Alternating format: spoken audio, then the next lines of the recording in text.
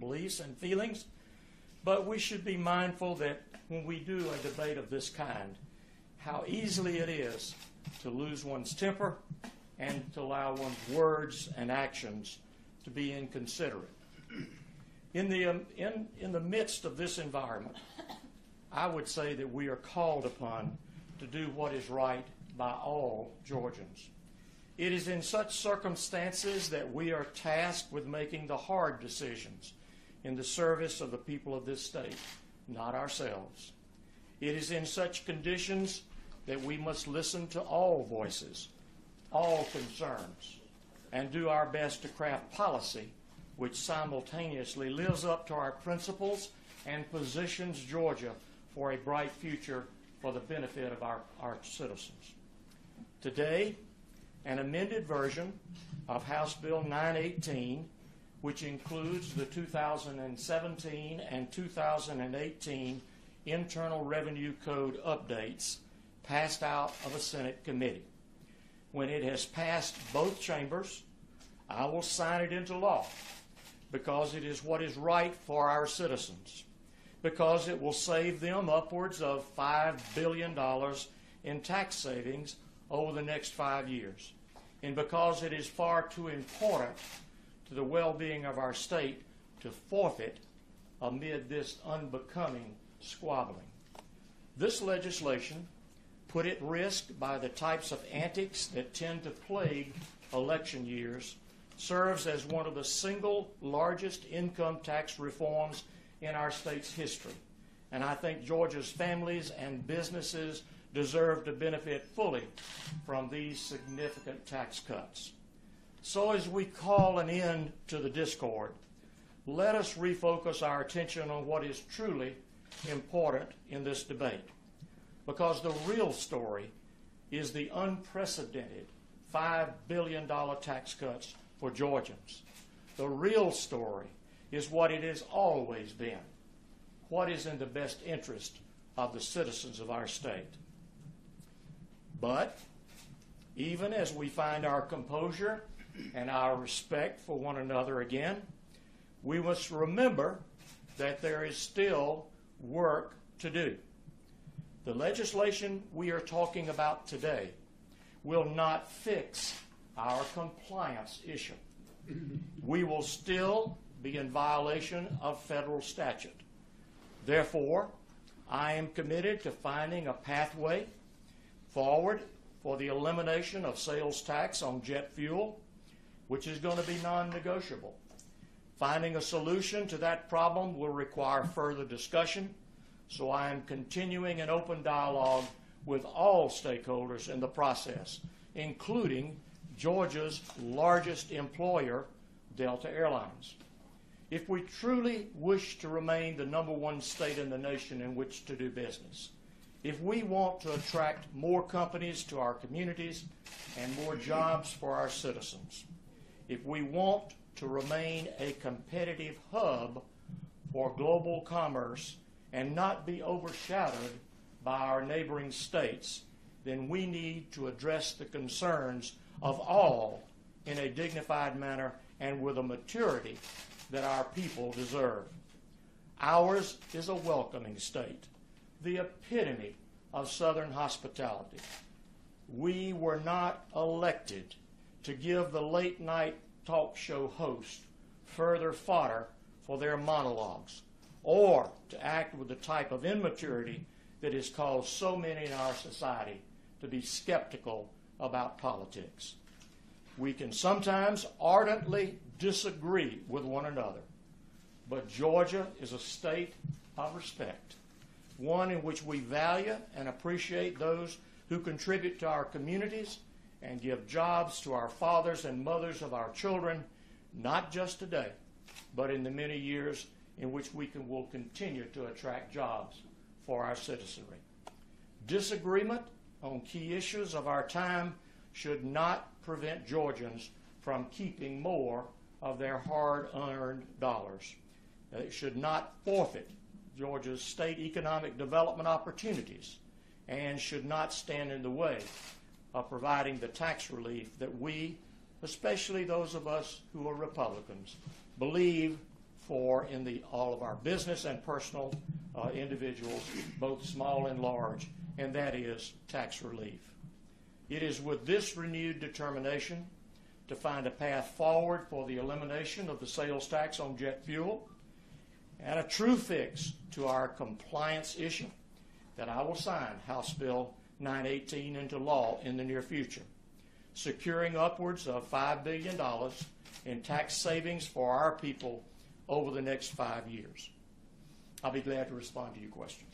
So, Governor, the way I understood it, you're saying, are you saying if they do not do the one, you're not going to get the other?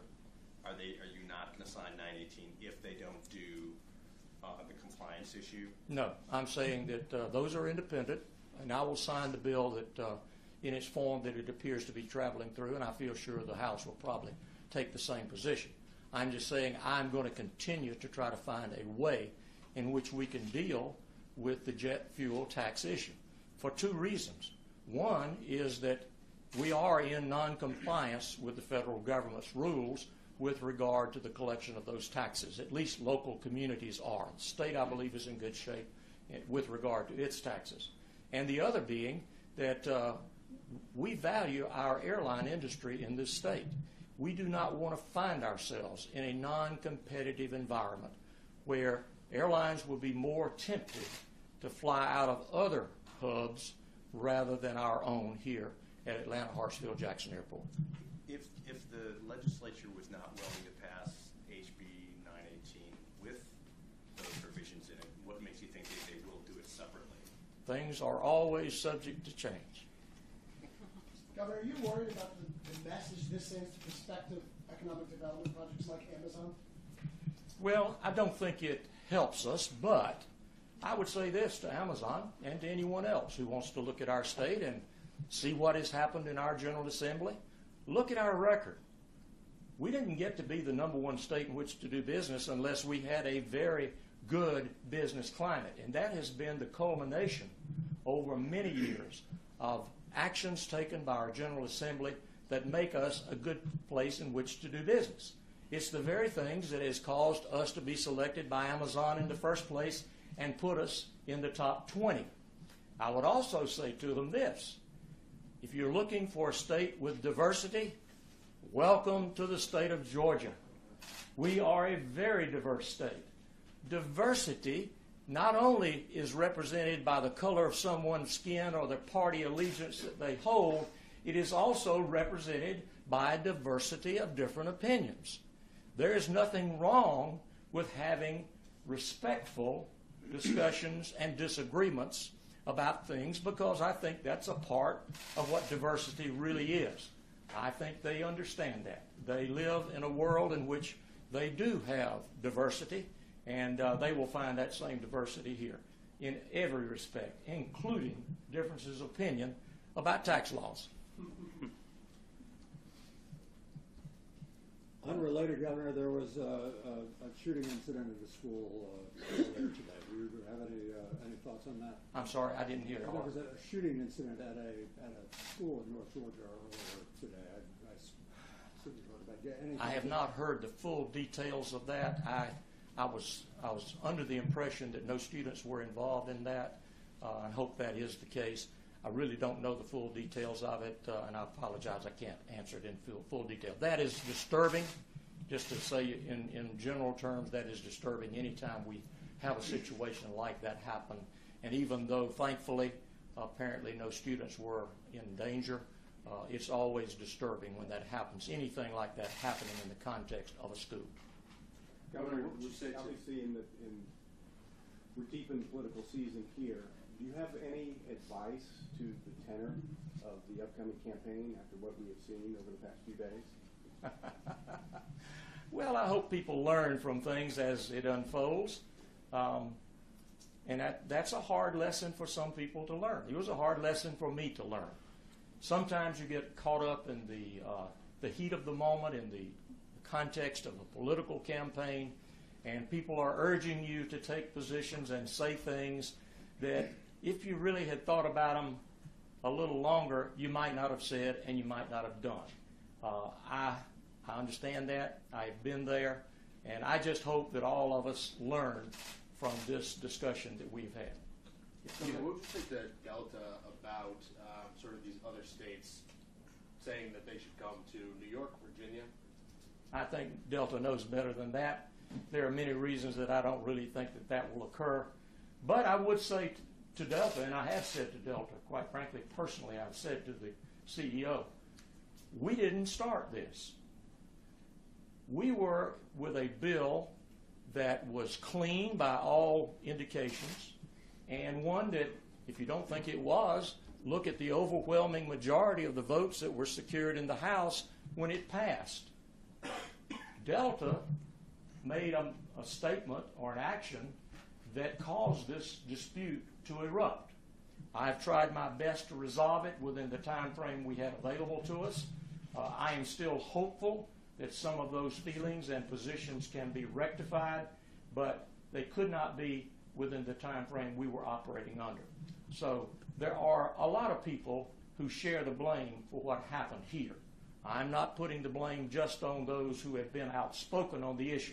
I think hopefully that clarifies my position on that. Governor Deal, did Delta give you any heads up or warning, or any of your staff any warning that they were going to be making this decision regarding the NRA?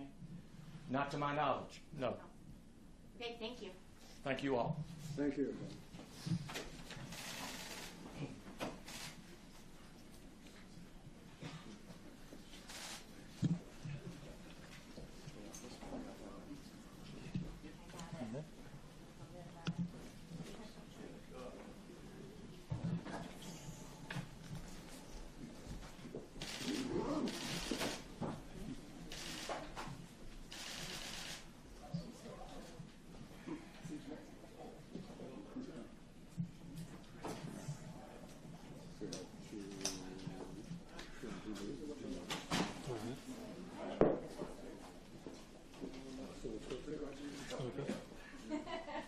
Sorry.